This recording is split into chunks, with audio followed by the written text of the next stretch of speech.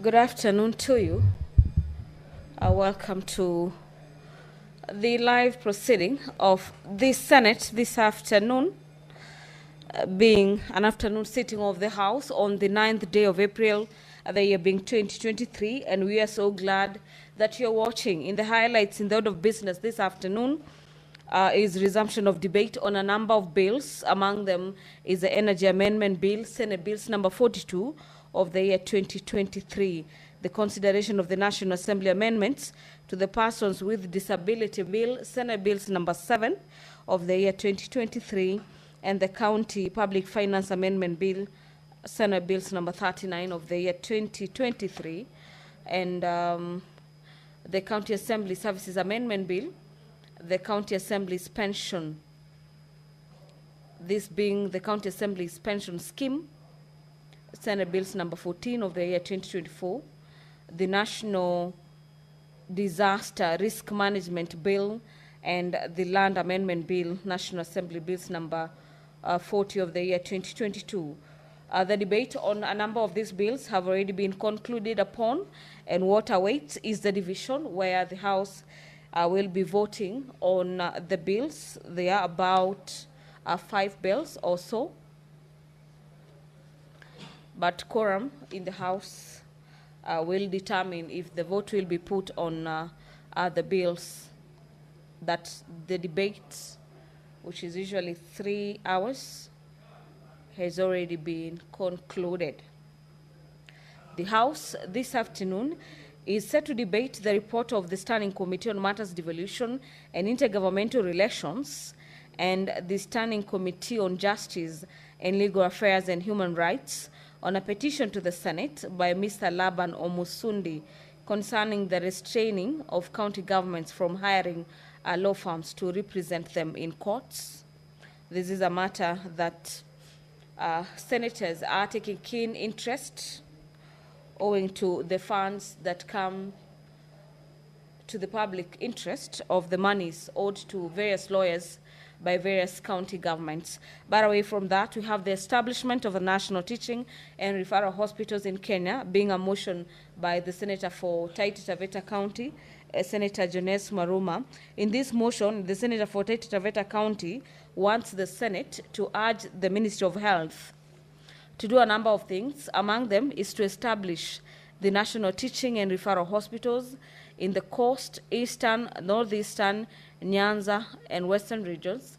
And away from just establishing them, the Ministry of Health is supposed to equally equip the National Teaching and Referral Hospitals with modern medical equipment and medical supplies, as well as personnel. And finally, that the county governments do allocate more funds to their respective health dockets to adequately facilitate their county level 5 and level 6 hospitals in order to enhance the provision of critical health services, to reduce the demand for such services from the National Teaching and Referral Hospitals.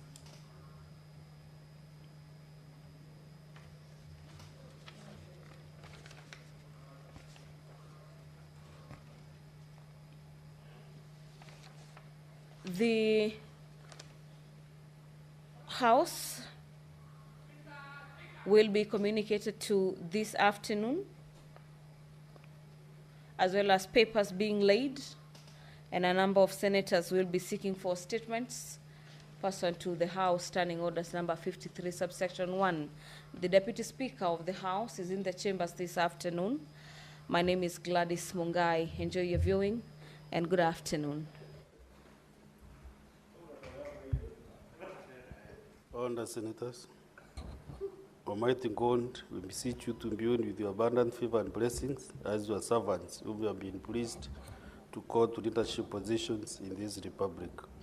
We seek guidance to treat and consider all matters that shall come into deliberation in so just and faithful manner as to advance the peace, prosperity, and welfare of our country and all those whose interests you have committed to our charge. Amen.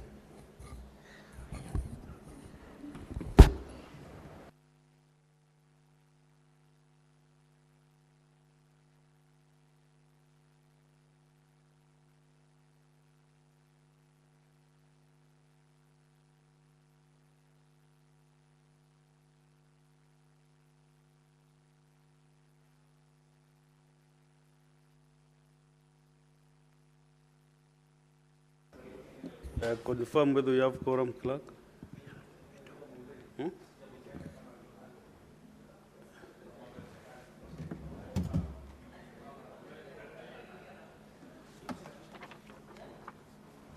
If we have quorum, then lead out the first order. Order senators, Senator Medu.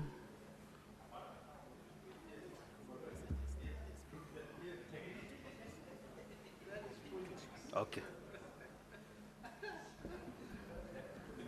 Order number 1, administration of oath. Next order. Order number 2, communication from the chair. Order senators, I have a communication that I want to make. Senator Roba, the lunch honeymoon break is over, so concentrate, you do some work.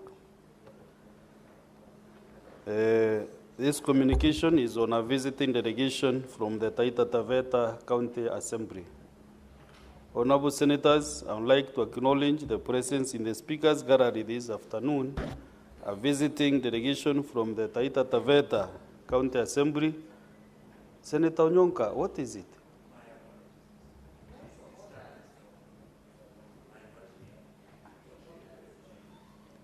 The delegation consists of members of the county leadership and the Speaker's panel who are undertaking a benchmarking visit to the Senate. Honorable Senators, I request that each member of the delegation rise when called so that they may be acknowledged in the Senate tradition. 1, Honorable Lawrence Muzuka, Deputy Majority Leader. 2, Honorable Stephen Zai, Deputy Majority Whip. 3, Honorable Nancy Mwakio, First Panelist. 4, Honorable Lilian Kidali, Second Panelist. 5, Honorable Daniel Kimuyu, Third Panelist. 6, Honorable Brayson Mwambi, Fourth Panelist. 7, Mr. Frederick Mwabili, Principal Legal Officer. Mr. Johnson Mulambo, Committee Clerk. Ms. Karen Muzai, Committee Hanson. Last but not the least, Mr. Ruben Mwanyolo, Sergeant at Arms. On behalf of the Senate and on my own behalf, I extend a warm welcome to the delegation and wish them all the best for the remainder of their visit. I thank you.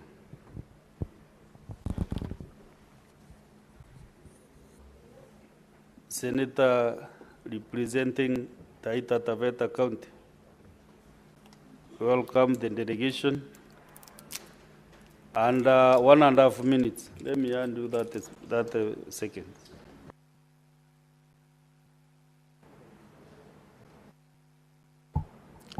Yeah, thank you, Mr. Speaker. Let me join you in welcoming the delegation from Taita Taveta. These are members and staff of the Speaker's panel of this Great Assembly of Taita Taveta. They are on a learning tour in the Senate. I know they've taken opportunity to learn as much as they can through discussions, through observing, and so on. And Mr. Speaker, learning is a continuous process. Learning is a lifelong process. They have come to better their expertise in running the Great Assembly of Taita Taveta. Assemblies, Mr. Speaker, just like the Senate, are for debate. And I know after they leave this Senate, they'll be better placed to guide debate in the Great Assembly of Taita Taveta. Mr. Speaker, these are our compatriots in the assemblies, and their major work and ours is to make sure that devolution works. Mr. Speaker, I've always said that devolution is the best thing that our country gave to ourselves in the Constitution of Kenya 2010. And for small counties like ours, Mr. Speaker, where we were being asked, how many votes are you bringing on the table so that we can give you development? Today, Mr. Speaker, with the advent of devolution, we are able to get a lot of resources from the center, from Nairobi to our county, and use it for the development of our people. I know all these are my friends, and I know they are very capable members and staff, and I know after they leave this place, then there'll be a better place to run the Assembly of Taita Taveta. There was a time we wanted to come to Senate Mashinani, but we did not have adequate infrastructure. I know you're working on that. I passed via the Assembly the other day, and so we'll continue fighting so that at one point before this session ends, then you can come for Senate Mashinani in Taita Taveta. Karibuni sana, and when you go back, greet the great people of Taita Taveta. I thank you, Mr. Speaker. Very well. Next order. Order number 3, messages. Next order. Order number 4, petitions. Next order. Order number 5, papers. Senate Majority Leader.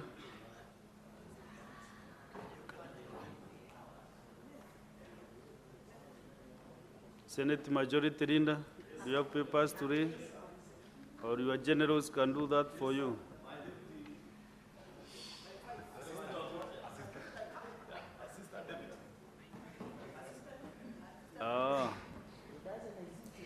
Thank you, Mr. Speaker. On behalf of the Majority Leader, I beg to lay the following paper on the table of the Senate today, 9th April 2025.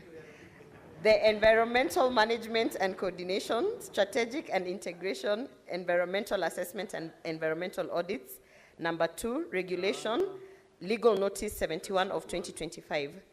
Senate Majority Leader. There is an intervention from Senator Sifun Edwin. What is your intervention all about?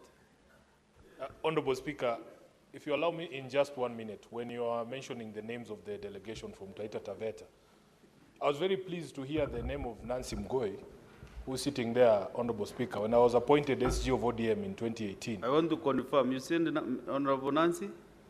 Mgoy, that was her maiden name. I think she has... She has now changed it to Nancy Mwakio. Yes, I wanted to speak about those, some of those developments, Honorable Speaker. Just in 1 minute, I wanted to say that I'm extremely proud to hear that she's now an honorable member and she's on the panel of speakers in Taita Taveta. Because back in 2018, when I was appointed SG of ODM, she was the receptionist at our party headquarters.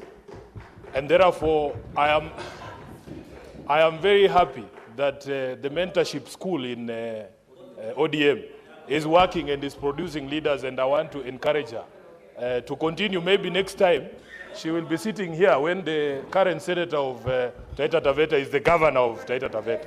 Thank you, Honorable Speaker. Thank you.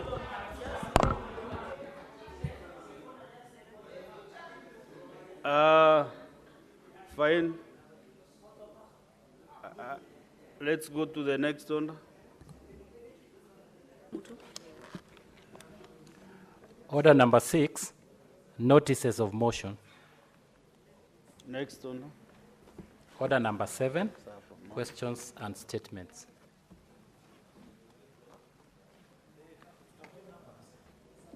So, understanding on the 53-1, Senator Esther Okenyuri.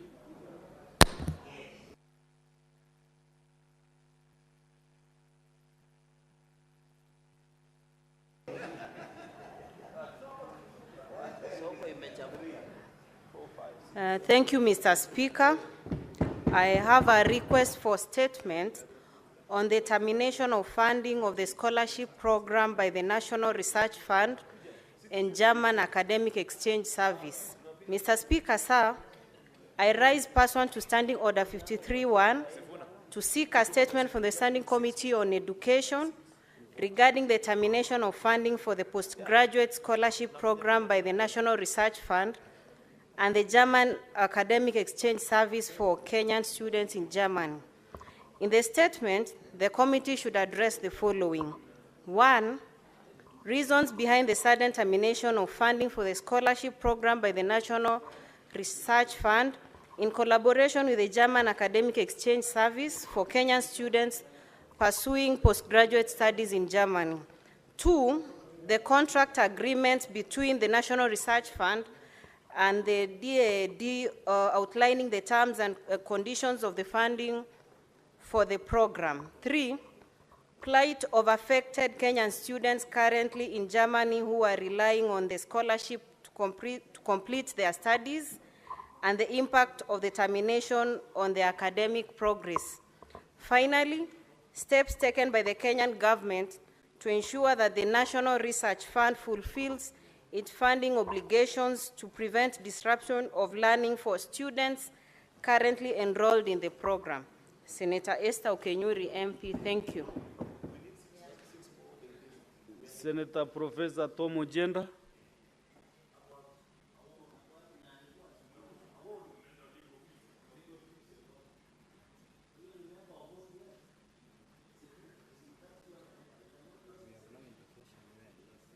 So that statement is dropped. Senator Rafael Chimela, MP. I was approached by Senator Okenyuri that she has received a hotline from Chimela, Senator Chimela, to read the statement. Yes, thank you, Mr. Speaker. I'm reading this on behalf of Senator Rafael Chimera, and its request for a statement on the cancellation of declared 171 positions by Judicial Service Commission. Mr. Speaker, sir, I rise pursuant to Standing Order 53-1 to seek a statement from the Standing Committee on Justice, Legal Affairs and Human Rights regarding the cancellation of 171 vacancies that had been declared by the Judicial Service Commission. Mr. Speaker, sir, in November 2024, the Judicial Service Commission advertised 171 vacancies, including 60 positions for legal researchers. Additionally, the Commission opened applications for 111 internship opportunities across various fields. However, on 4th March 2025, the Commission issued a public notice announcing the cancellation of all recruitment processes due to the fiscal constraints affecting the country. In the statement, the committee should address the following. 1, the reasons why the Commission did not consider its financial status before advertising the positions, thus giving Kenyans false hopes. 2, how the Commission plans to address the issue of legal researchers who are required in large numbers following the said cancellation. 3, whether the recruitment process will now be factored in the financial year 2025-2026 budget, and in the event of a readvertisement, if the Commission will give priority to those who had applied previously. On behalf of Senator Rafael Chimera, MP, thank you.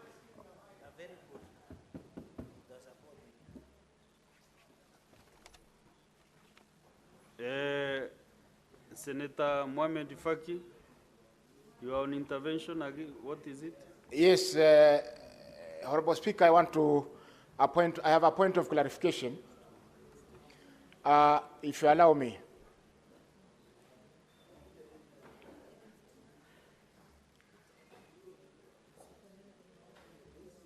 I proceed? Yes, Honorable Speaker, last week there was a request for statement on the Technical University of Kenya, which was made in this House, and members contributed to that statement. My brother and the Senator for Tana River, Honorable Mungatana, made a contribution, and in his contribution referred to the Technical University of Mombasa. Mr. Speaker, sir, the Technical University of Kenya and the Technical University of Mombasa are two different institutions run by two different managements. In fact, the Technical University of Mombasa is doing very well, and this year it has been accredited to offer a degree in medicine. For the first time, a university in Mombasa is being granted a program in medicine by the Commission for Higher Education.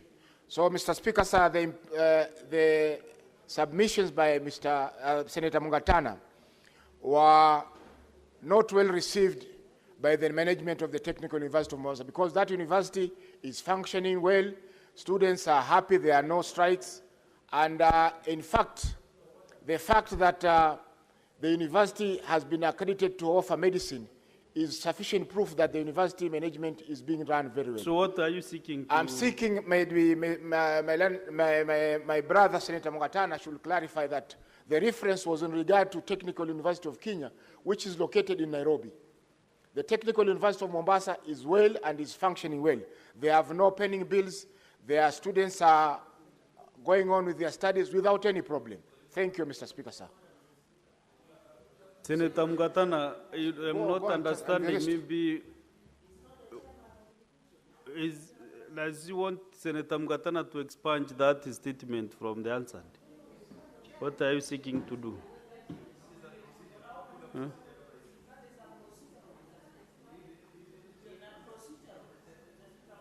Because when Senator Faki approached me, I asked him whether he has conversed that matter with Senator Mungatana. Under Senator Chelgei, under. So, Senator Faki, Senator Mungatana has nothing to say on that issue you are listening. Because I can see him as nothing to add or subtract. So we proceed with other business.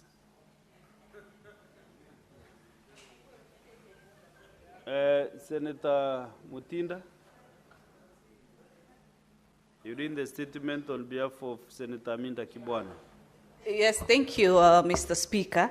Allow me to read a statement for Senator Hamida on the state of the local textile industry and the participation of the youth. Mr. Speaker, she rises pursuant to Standing Order 53-1, seeking a statement from the Standing Committee on Trade, Industrialization and Tourism regarding the state of the Kenyan's local textile industry, noting that Kenya is now the largest importer of the second-hand clothes in Africa, with imports valued at 18 billion in 2023. Mr. Speaker, the rising dependence on mitumba clothing, while offering affordability for many Kenyans, raises concerns about the viability of local textile manufacturing and the country's industrial priorities and the potential loss of jobs, especially among the youth. In the statement, the committee should address the following. 1, the measures being taken by the government to support the growth of modernization and competitiveness of Kenya's local textile industry and apparel manufacturing sector. 2,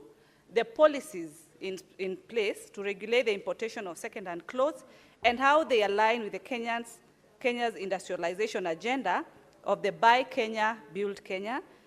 3, the interventions targeting youth participation in the textile value chain, including training, innovation hubs, financing or startup incubations in tailoring, design, production, and distribution. 4, the government strategies to revitalize local cotton farming and fabric production, including investments in value addition and collaboration with the private sector and the county governments. Lastly, Mr. Speaker, the alignment of Kenya's textile industry with the regional trade frameworks, such as the Africa Continental Free Trade Area and the country's competitiveness in regional and international textile markets. Senator Hamida Kibwana. Thank you, Mr. Speaker. Thank you. I can see a few senators want to make comments on the statements. Senator Samson Chelagei. Thank you, Mr. Speaker. I just wanted to comment on a few statements. The statement by Senator Esther Okenyuri on the suspension of academic program to the students who are currently in German. Mr. Speaker, many Kenyans don't know that the Ministry of Education normally gives out scholarships. Mr. Speaker, what I want to ask the Education Committee, chaired by Senator Montet, is that they should go further and tell us who are normally the beneficiaries of Ministry of Education scholarship, Mr. Speaker. You know, this is the same ministry that were operating hot air secondary schools in Baringo, where billions of shillings were being lost in non-existent secondary schools in Baringo through the capitation. Mr. Speaker, no Kenyan, ordinary Kenyan has benefited from this scholarship. It is the who is who, Mr. Speaker, and I want to appeal to the Education Committee to table the list of beneficiaries of academic scholarship from Ministry of Education for the last 5 years, Mr. Speaker, so that you can know the truth, Mr. Speaker. It is unfortunate the beneficiaries of this scholarship are normally well-to-do Kenyans, yet the Olopolois, Mr. Speaker, are not benefiting. Say that we are leaving many young Kenyans from vulnerable countries, from vulnerable communities, Mr. Speaker, to the spirit of abracadabra, where they are just they have succeeded, they have applied for this scholarship, but since they don't have anybody's connection, Mr. Speaker, they are not able to benefit, Mr. Speaker. Finally, Mr. Speaker, on the issue of issue of Judicial Service Commission, Mr. Speaker, the reason there is a backlog in most of the court cases that we have in this country, where almost 500,000 court cases are being filed yearly, is because lack of legal researchers. You find the magistrate, the judge, they are now writing shorthand notes, they go and do research, they write judgment, Mr. Speaker. That is why when you appear before a court of law, as we talk today, Mr. Speaker, you cannot get a hearing date up to 2026, mid-2026, because of lack of enabling systems within our court system, Mr. Speaker. And therefore, the hiring of legal researchers by Judicial Service Commission should be should be made expeditious, Mr. Speaker, should be expedited, Mr. Speaker, so that we can get more legal researchers. Even here, Mr. Speaker, members of Senate, the reason your office is well-resourced is because we have most of the legal researchers that we have, Mr. Speaker. And therefore, I want to challenge the Judicial Service Commission that they must and should ensure that legal researchers are in place, Mr. Speaker. And we are aware, Mr. Speaker, that Judicial Service Commission, chaired by Chief Justice Martha Koome, has failed in the fight against corruption in courts of law. And we are aware, Mr. Speaker. You remember even the court case of Kawira Mwangasa, Mr. Speaker. Some of us, and I'll be tabling damning report, that money has been oiling hands. And you remember the EACC arrested a number of judges with millions of shillings, Mr. Speaker. Even in the case of Said Chitembe, who was thrown out, Mr. Speaker. So the Judicial Service Commission, Mr. Speaker, and I want to ask Senator Miraj that if she wants to win the Senate of Mombasa, she should learn to listen more and understand where we are coming from. Mr. Speaker, and therefore the fight against judiciary, you can go to Milimani, Makadara. Justice is being sold to the highest bidder, Mr. Speaker. And we meet many Kenyans, Mr. Speaker. They are complaining that they have been in court from 50s, from 70s, from 80s, even in succession matters, Mr. Speaker. You had an allegation where a chief magistrate here in Kiambu was demanding 2% of the estate of most of the succession matters in court, Mr. Speaker. So I want to challenge the Judicial Service Commission. They must rise beyond and fight corruption within and without the judiciary, Mr. Speaker, so that Kenyans can access justice to wherever they are. Mr. Speaker, I respectfully submit and support all these statements. I thank you, Mr. Speaker, sir. Senator Mbete Montet.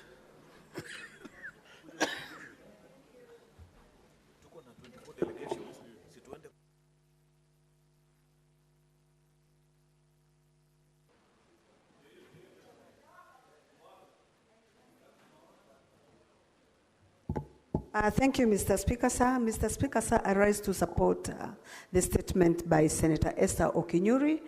And Mr. Speaker, sir, I rise to also inform my colleague, Senator Cheregai, that the Education Committee currently is in the process of actually auditing the counties on the bursaries that are being paid outside this country. And for that information that he has given, I can assure you that we are going to include that the Ministry of Education should also give us an audit of all the bursaries which are being given or paid for outside this country. Thank you, Mr. Speaker. Okay, next order.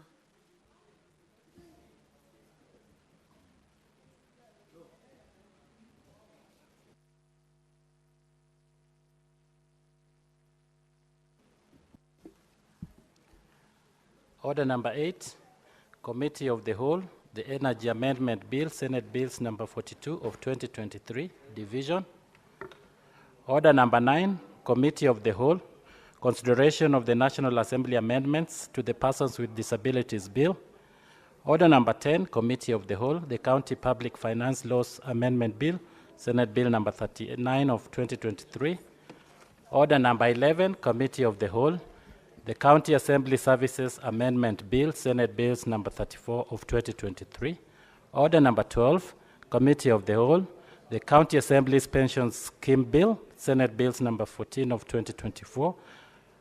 Order number 13, Committee of the Whole, the National Disaster Risk Management Bill, National Assembly Bills number 24 of 2023. And order number 14, Committee of the Whole, the Land Amendment Bill, National Assembly Bills number 40 of 2022.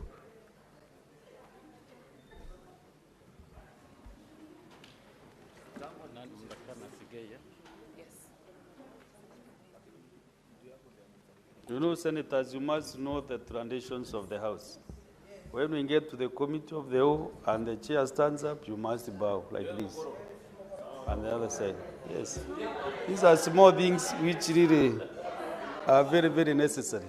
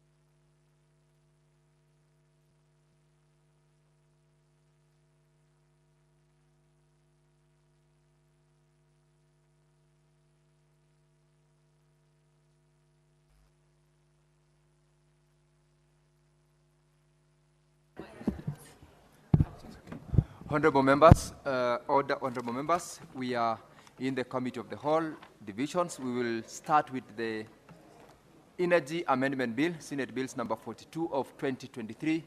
And for purposes of order and ensuring that we have numbers, I'll direct the Sergeant-at-Arms to ring the quorum bell for 5 minutes. Let's do 5 minutes for honorable members to resume back to the chamber.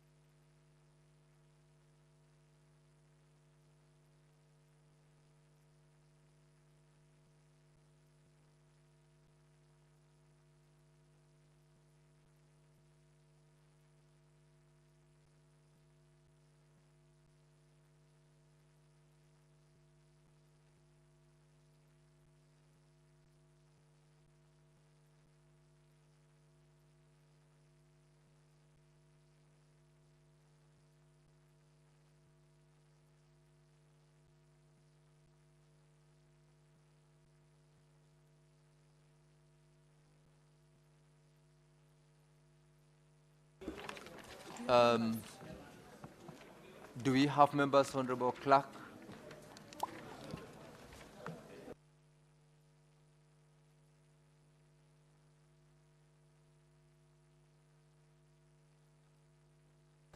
Sergeant at Arms.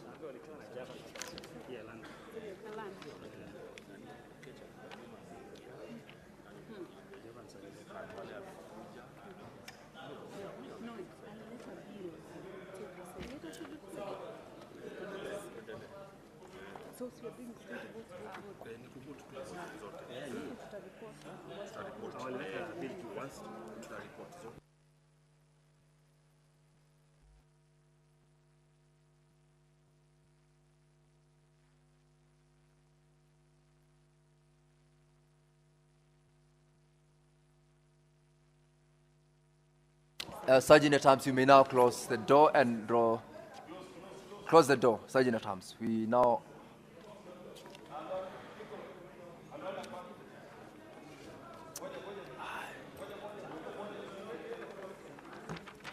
There is a member who is trying to enter the chamber.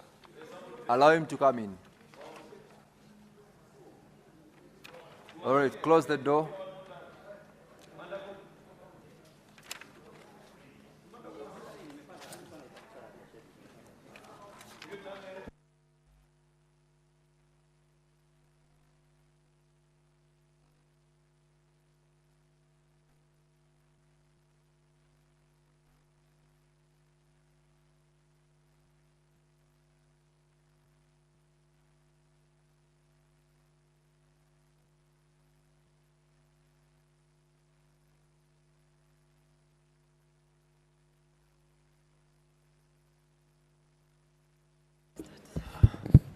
Now, honorable members, we can resume our seats. Majority Leader, Senator Mofaya, Senator Kavindu, please take your seats. Senator Kavindu, take your seat. Honorable members, we will be starting with the Energy Amendment Bill, Senate Bills number 42 of 2023, Committee of the Whole. I will ask honorable members to remove your cards from your delegates' point. And Sergeant at Arms, kindly withdraw the cards from unattended delegate stations.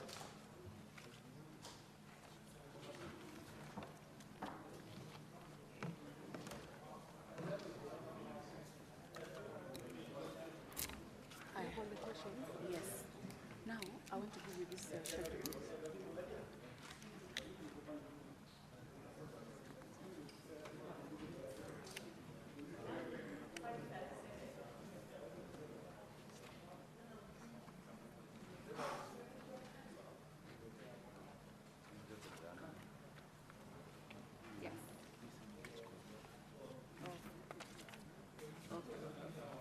Once that is done, honorable members, I will shortly be directing that you log in.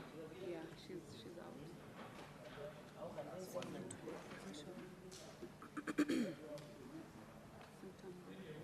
So for this particular, you're only voting on one, you only have one division. Honorable members, for this particular bill, we are only voting on one, that is both clauses, and we'll vote once. We are setting up for purposes of facilitating you to vote.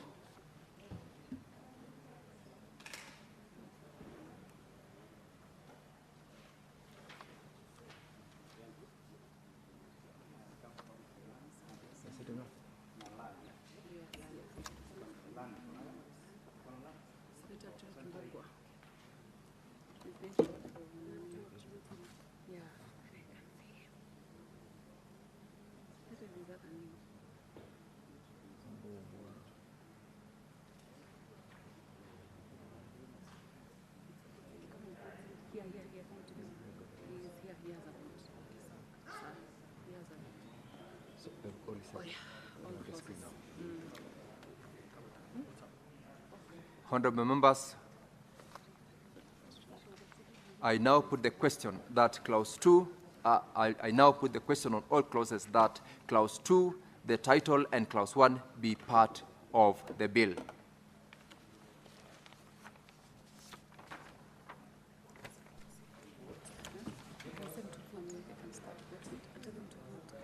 Proceed to vote, honorable members.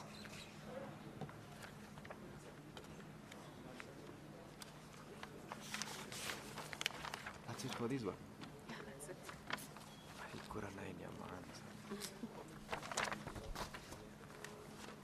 We can prepare for the next one.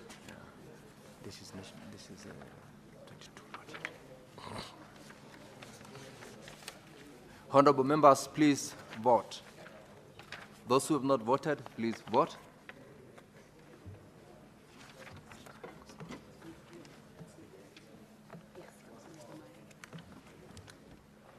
I can't vote from here, right? The next one is the National Assembly Amendment to the Persons with Disabilities Bill. So for this one, so in this one, you have two divisions, one on all amendments, clauses with amendments, then And the new.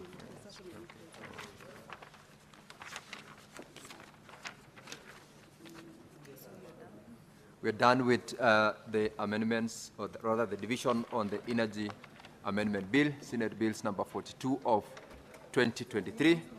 We are proceeding to division on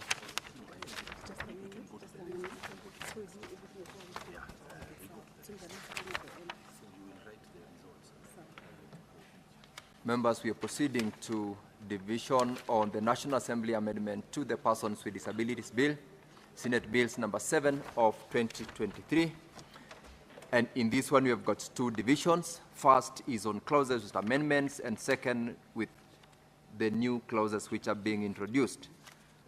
I will now proceed to put the question that the National Assembly amendments to clauses 4, 5, 6, 8, 11, 20, 21, 25, 26, 28, 29, 45, 50, 56, 62, 63, 65, 66, 72, and 74 of the Persons with Disability Bill, Senate Bills number 7 of 2023 be approved.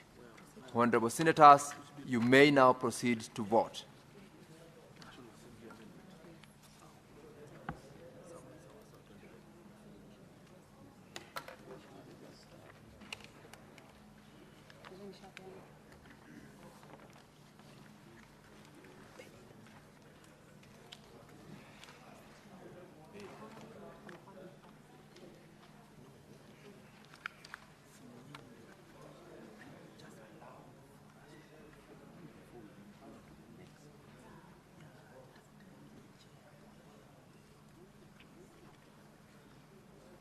For those who have not voted, members proceed to vote.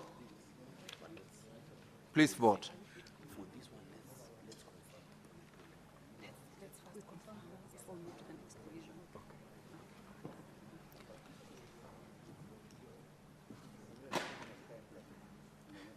Will you be required to go back and confirm on the other one? So we just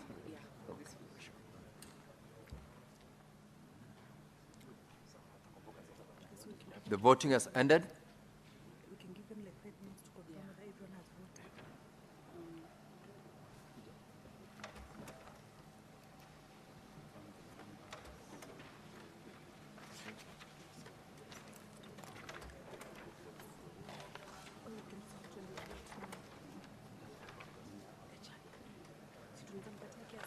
Sorry? I can give the chair. Oh, yes.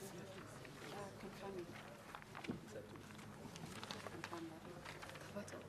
How can you confirm it? I think Senator one of the senators.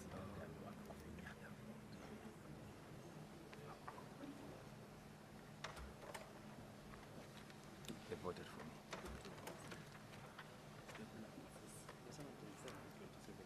Yeah, here is the stapler. So this is 26. Someone has not voted. Somebody didn't vote?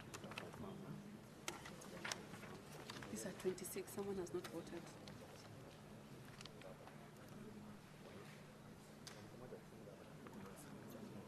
Oh, Juma boy.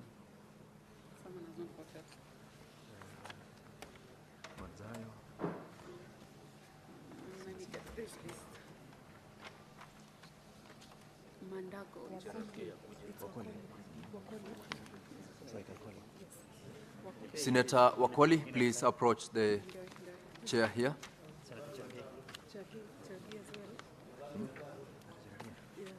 Similarly, Senator Samson Cherargei, please approach the chair.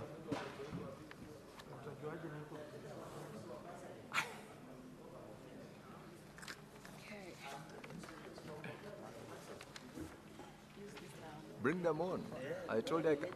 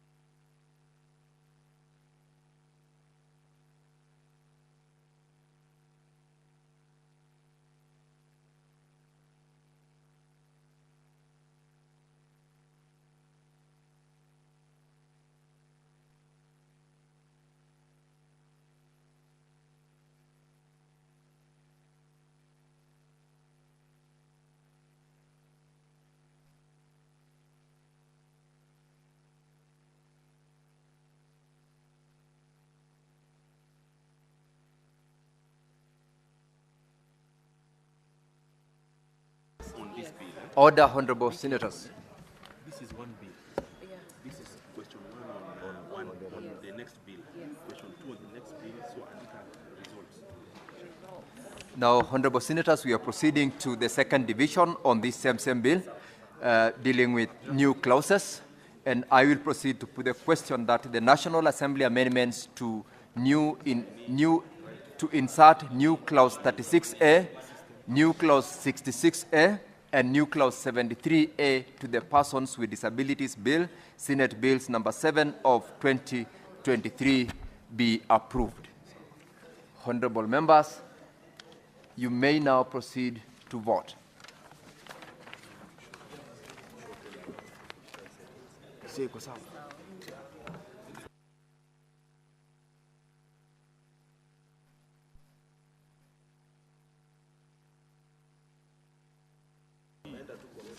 We still have got one more, honorable senators. Just wait for us to confirm those who will need to be assisted to vote. Then we will go to the last division.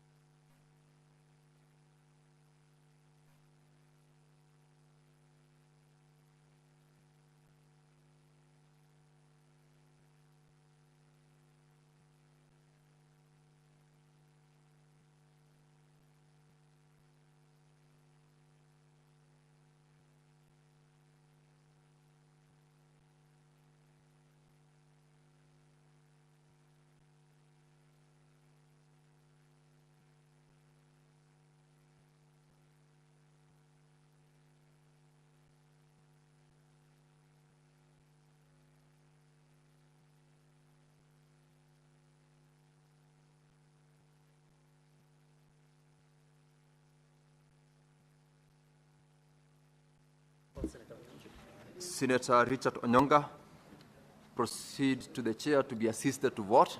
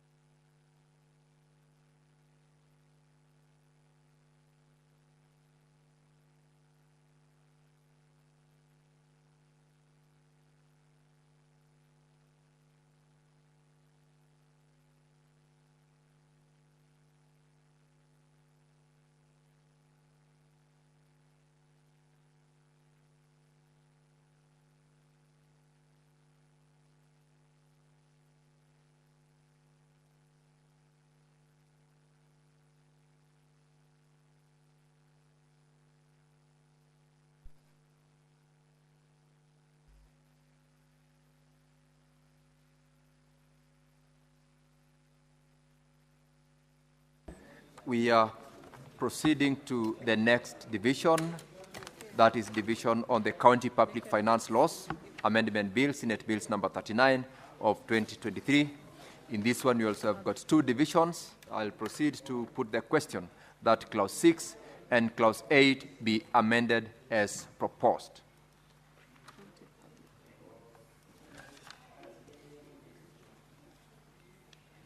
Honorable Senators.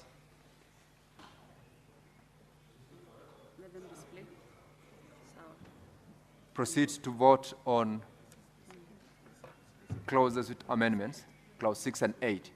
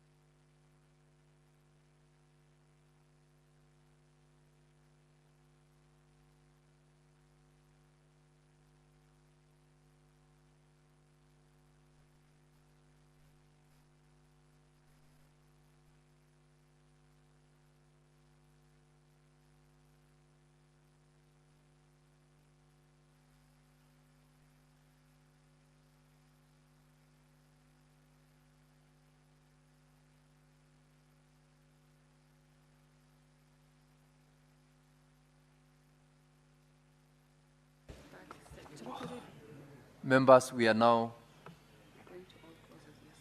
proceeding to the next division on the same bill on all clauses, and I'll proceed to put the question that clauses 3, 4, 5, 6 as amended, clause 7 and 8 as amended, clause 9, clause 2, the title, and clause 1 be part of the bill. Members, you proceed to vote.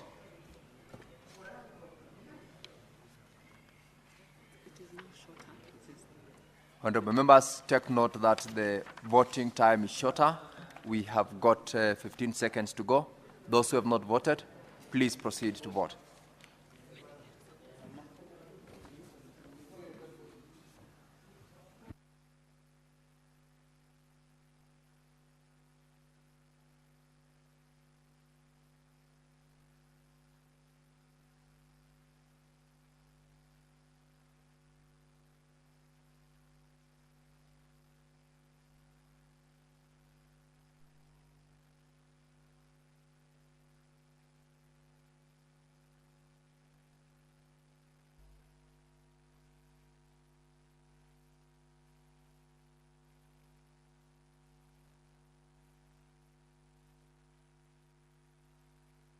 Senator Onyonka, please proceed to the chair.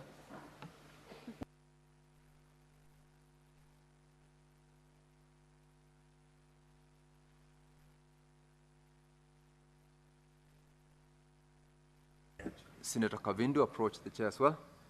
Don't you worry. Come and vote. Come and vote.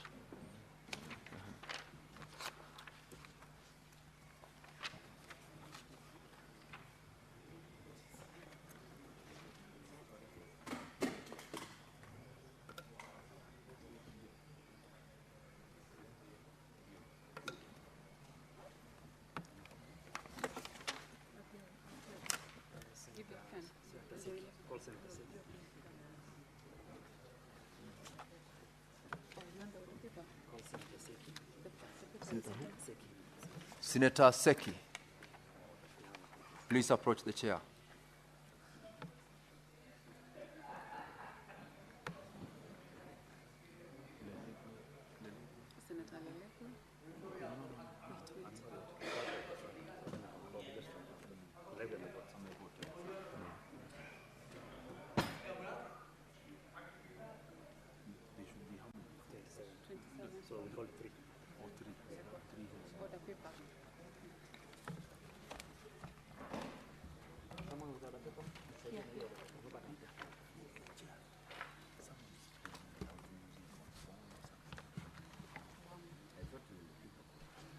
Senator Tabitha, Senator Cherargei, you're playing with your phones in the chamber, or that is the majority leader? Let's respect the House, honorable members. Whoever is playing loud music on their gadgets in the House, please. Order, Senator Mundigi. Now, honorable members, we are proceeding. We've done the division 4 and 6, isn't it? We have already finished. We have already done all clauses. We are done. No, please, we have another bill. We are on another bill. No.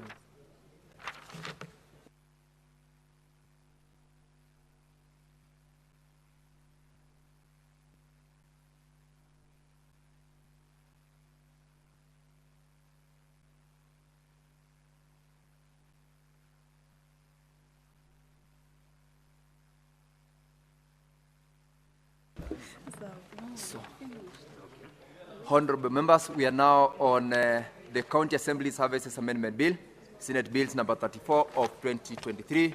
We also have got two divisions. Senator Cherargei.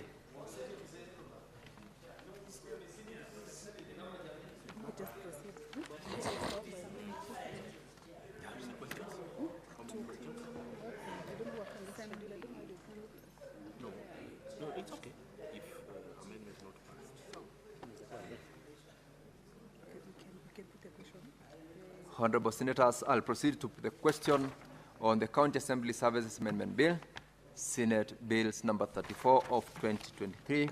I put the question that clauses 4 and 5 be deleted as proposed.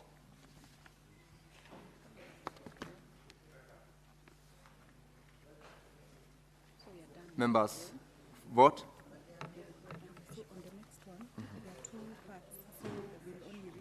We'll do only. So this one is out.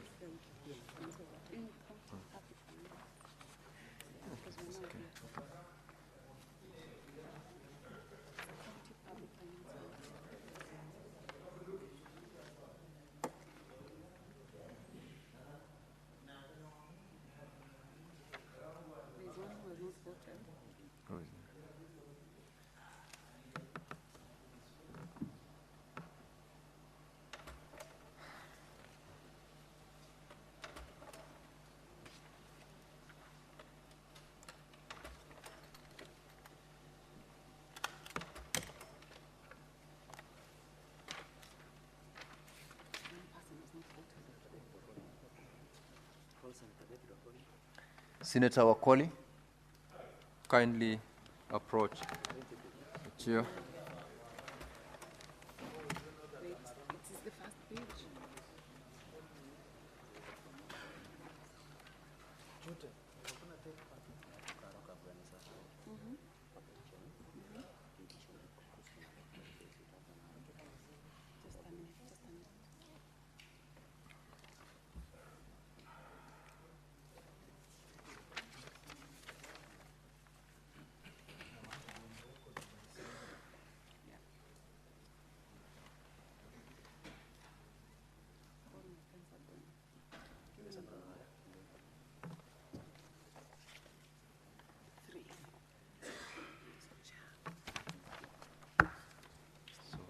We done? So we will have the second division. Yeah. Okay. We are proceeding to the second division on this particular bill on all clauses. And I'll proceed to put the question. That's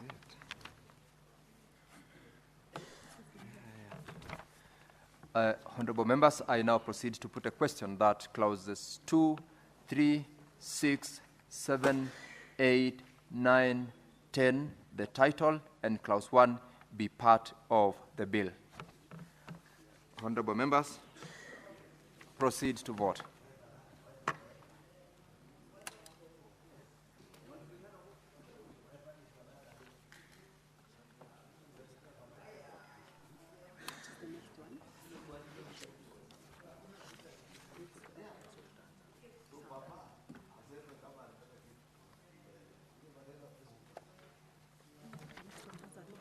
Huh? The next one. Okay, sure.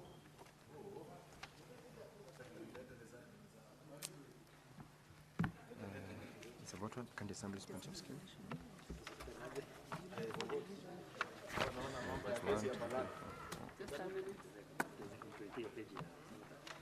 Yes, that's what I'm doing. Look for other people, there are 3. There are 3. Other 3 apart from the majority leader.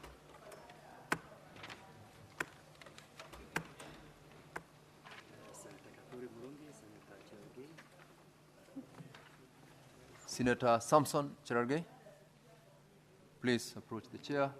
Senator Kathuri Murungi, the Deputy Speaker, approach the chair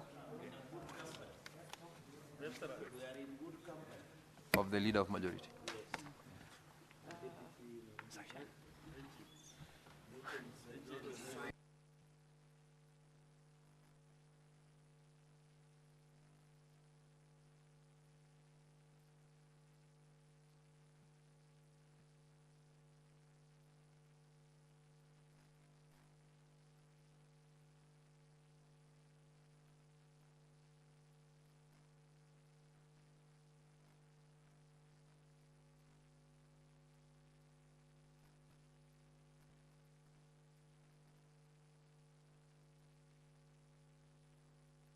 Senator Lelengwe.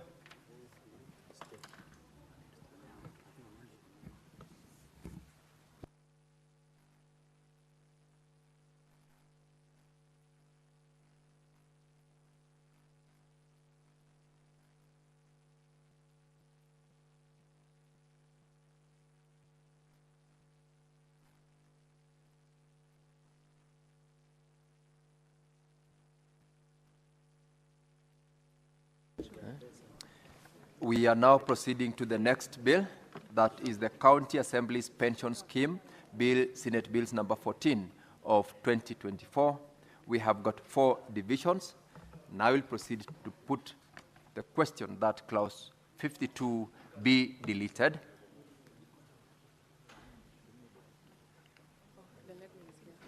Honorable Senators, I put the question that clause 52 be deleted. Start to vote.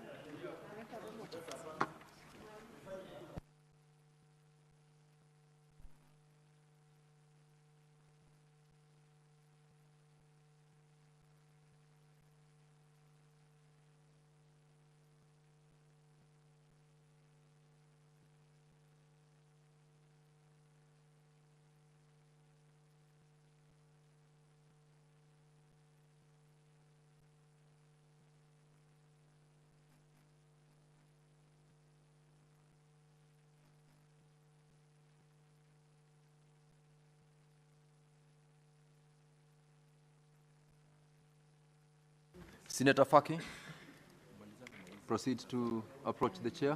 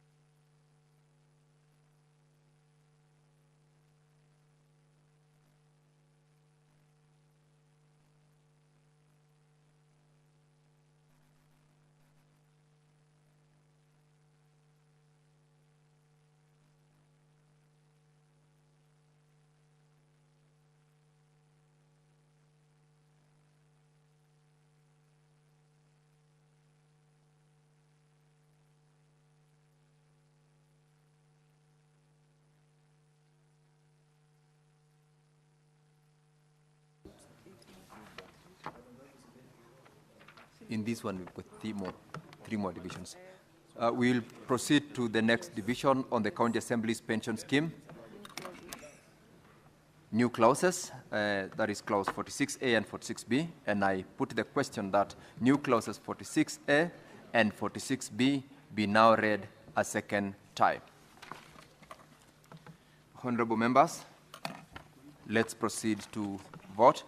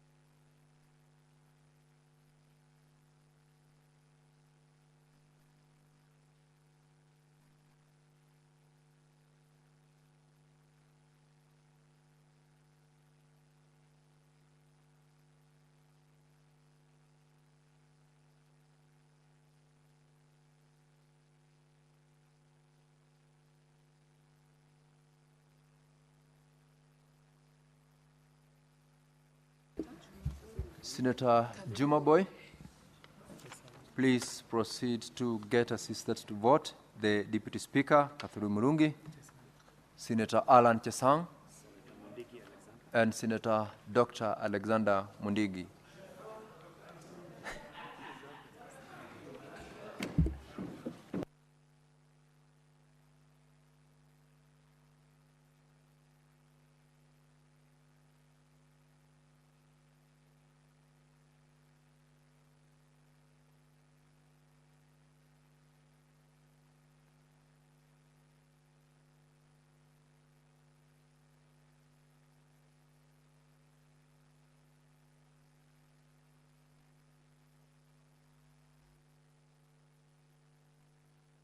Senator Alan Chesang.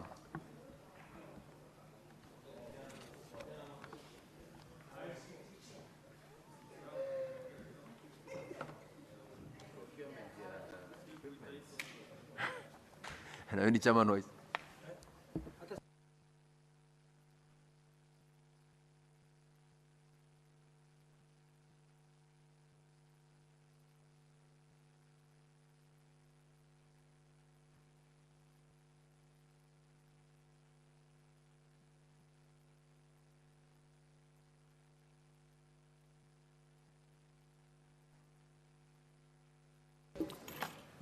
Honorable Senators, we are proceeding to the third division on clauses with amendments, and I put the question that clauses 4, 5, 6, 9, 11, 13, 23, 24, 26, 29, 49, 53, clause 2, and the title be amended as proposed.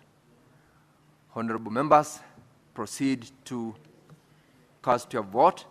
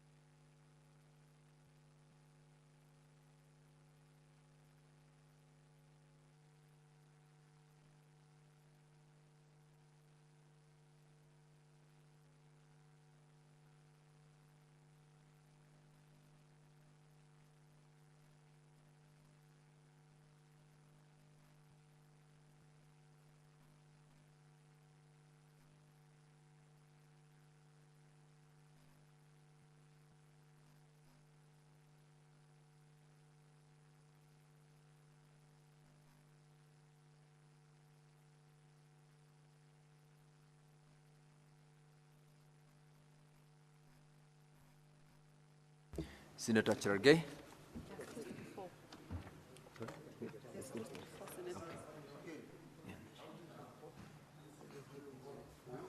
We are going to do the last one, but there are how many other bills? There are 2 more bills, so around another 15 minutes max. Senator Cherargei. Who else? Senator Boy, Senator Juma Boy. Senator Kaduri. Senator Kathuri Murungi. We're looking for one more. 2 more bills. National disaster and land.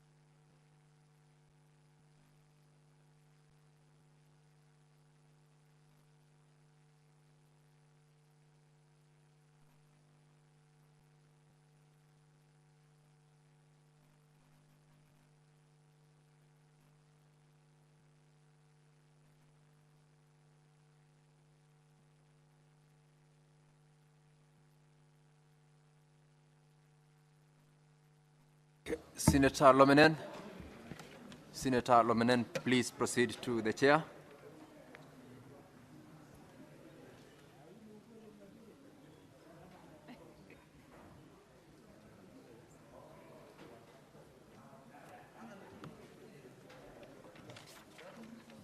amended it before. So now we're going to all close this. I think you can start putting the question on the next one. I'm chatting with my constituency now. Honorable Senators, we are on the last division on the County Assembly's Pension Scheme Bill, Senate Bills number 14 of 2024 on all clauses.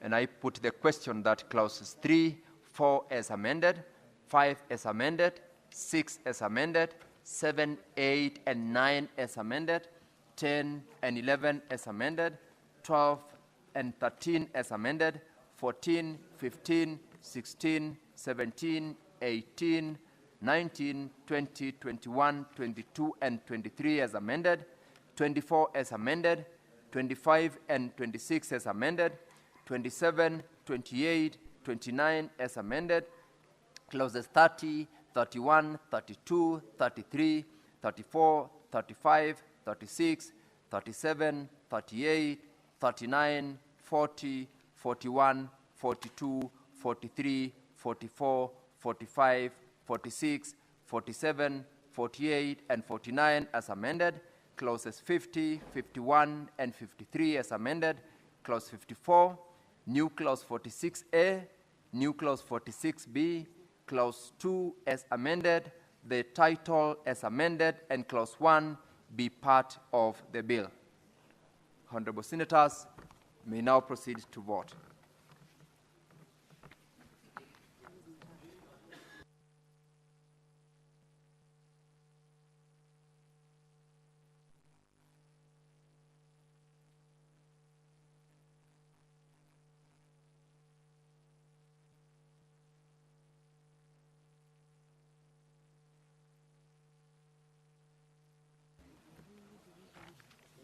So new clause, clauses with amendments, and all clauses. Honorable members, we are proceeding to the next bill. That is the national. All right, let's wait. We confirm the voting on the other bill.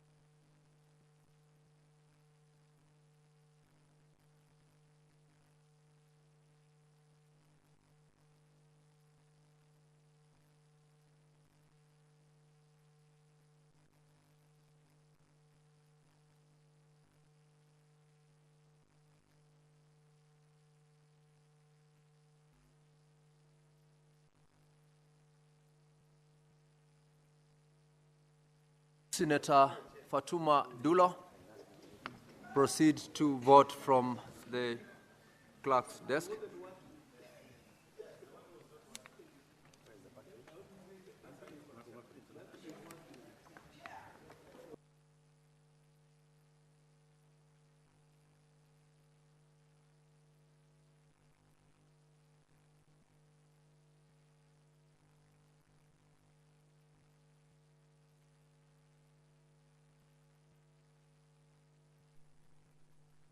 Okay, members, we are now proceeding to the National Disaster Risk Management Bill, National Assembly Bills number 24 of 2023. We have got 3 divisions. First division on new clauses. Senators, I proceed to put the question that new clauses 41A, 41B, 41C, 41D, 41E, and 52A be now read a second time.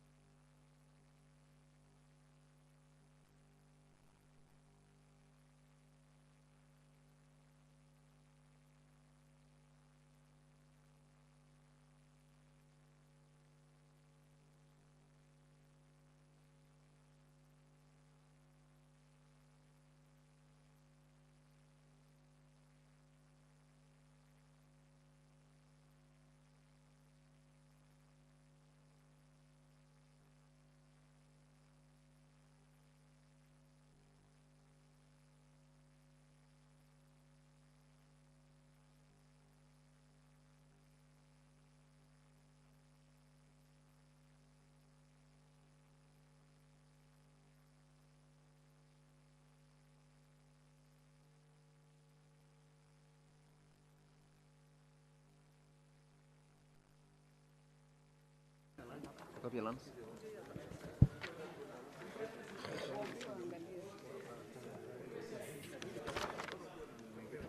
Honorable members, order members, Senator Faki.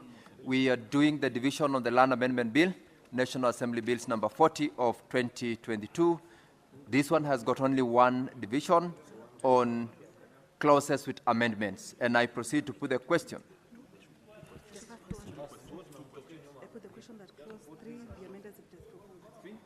Honorable members, I correct that this one has got two divisions. The first one on clauses with amendments. I put the question that clause 3 be amended as proposed. Honorable senators, proceed to vote on that first division.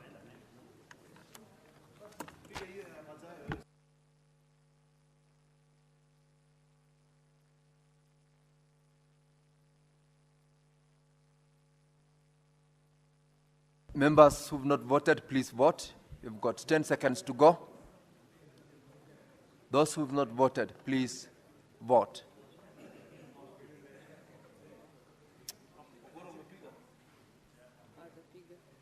He's not voted.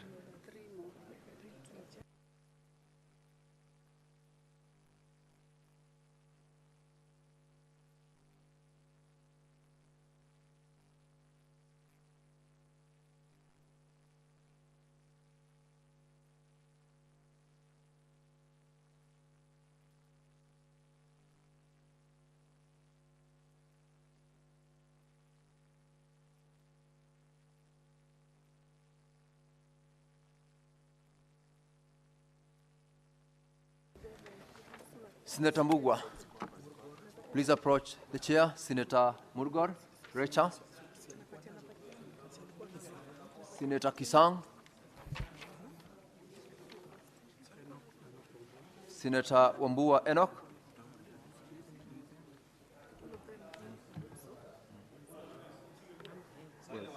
Who else?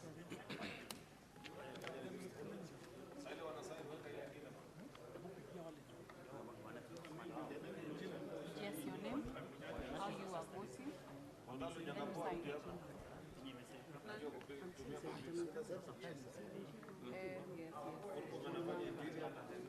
Senator Mugama Agnes. Senator Agnes Kavindu. Senator Kavindu. Senator Kavindu, please approach the chair to vote. Senator Maruma. Senator Maruma, approach the chair to vote.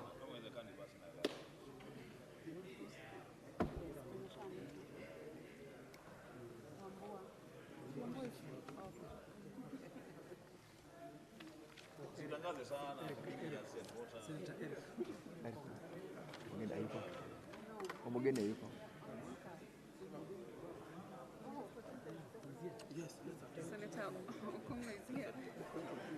Senator Okongo Mogeni.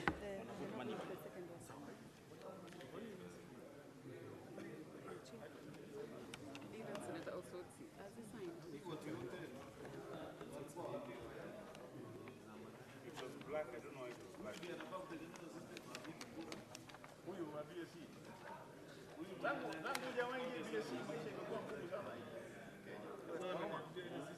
Senator Okongo Mogeni, proceed to vote. Who else? So we go to the second one. Now we are going to proceed to the next division. Honorable senators, honorable members, order members, in division on all clauses, I will proceed to put the question that clause 3, clause 2, the title, and clause 1 be part of the bill. Honorable members, proceed to vote on all clauses.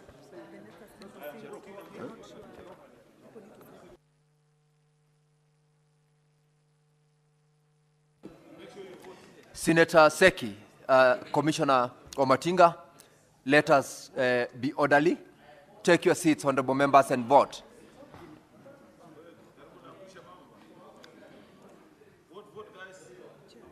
Honorable members, please vote. You've got under 10 seconds to vote now.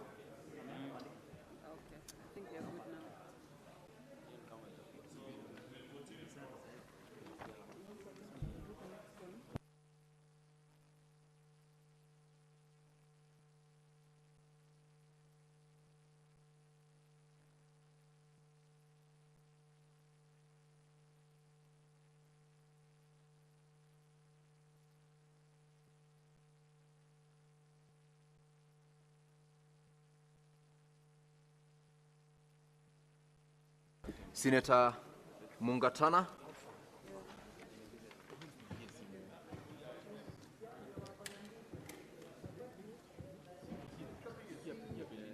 Senator Tangwa, yuko. I think nimeungatana peke yake. Sorry.